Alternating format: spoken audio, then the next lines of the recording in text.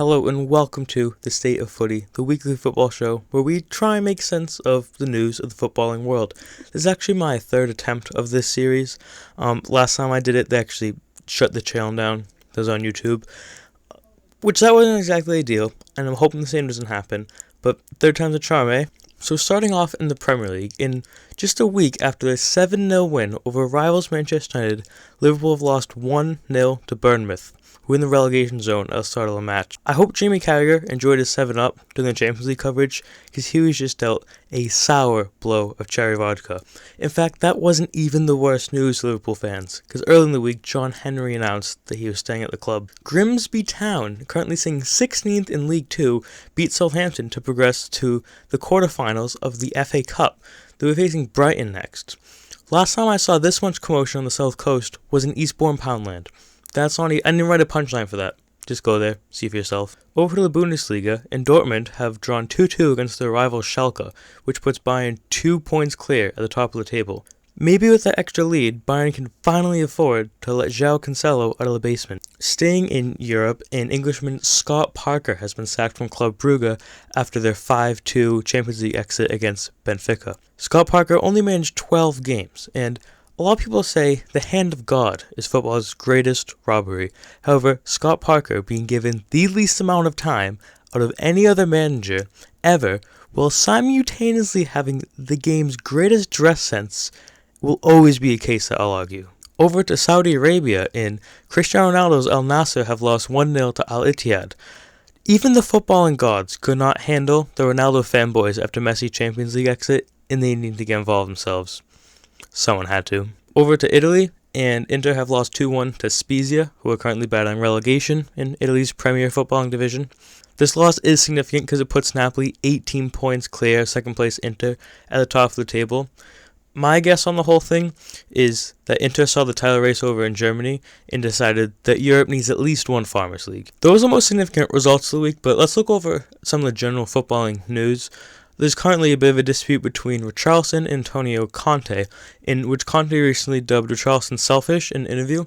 Now, Richarlison is definitely a player which divides opinion. He's one of those Marmite, you love him or you hate him. And you can say what you want about the man.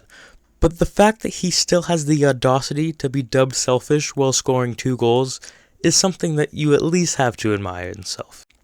One of the greatest stories, not only in football but just in general, in the UK this week, has centered around Gary Lineker. The pundit was suspended from BBC's Match of the Week after a tweet about the UK's immigration policy. Fellow pundits Alan Shearer and Ian Wright have stood in solidarity with Gary Lineker by stepping down from their roles for this week on Match of the Day, and players are refusing to speak to the corporation through interviews. It's reached a point where basically all footballing programs were cancelled on BBC, and Match of the Day only aired for 20 minutes. Now, the amazing thing to me is the same corporation who broadcasted sex sounds during Liverpool and Wolves' FA Cup tie live on national television. They have somehow gone and done something even more unprofessional. Quite astounding from the BBC.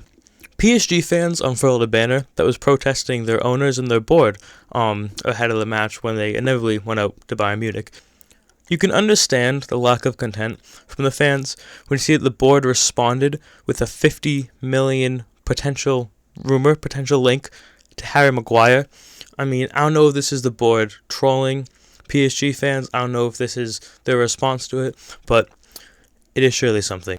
Barca have been charged with corruption after allegedly paying off referees in Spain, and it really makes you wonder if this is the reason they've gone bankrupt. It's because they've been paying off these referees for it was rumored to have been 2 years. Then how bad would their banter era have been if they were not playing every single match fixed? Makes you think. I'm going to round off the show with a little kelusport moment of the week. I don't know what this will be in the future, if it'll be something funny, something stupid, but it is certainly neither of those today. I've actually gone with something wholesome. We mentioned previously Liverpool's 1-0 loss to Bournemouth in the Premier League. What's more important than any scoreline is that forward David Brooks was in the squad for the first time in 525 days after his diagnosis with so basically I said it was testicular cancer, when in reality it was stage 2 Hodgkin lymphoma cancer. Brooks was cleared in May of last year. He was declared cancer-free, and he was given the go-ahead. I think, and honestly, I got it mixed up with Sebastian Halle, who recently returned, who did testicular cancer. But no, it was not that, so I just figured I'd clear that up. Just simply amazing to see him out doing what he loves again, and he surely has the support of all of us. No jokes there, just brilliant to see. That concludes the State of Footy, episode 1. I don't know if it'll be similar length in the future. Quite frankly, I'm kind of winging it. But you know what? Cheers for watching if you've made it this far, and see you next time.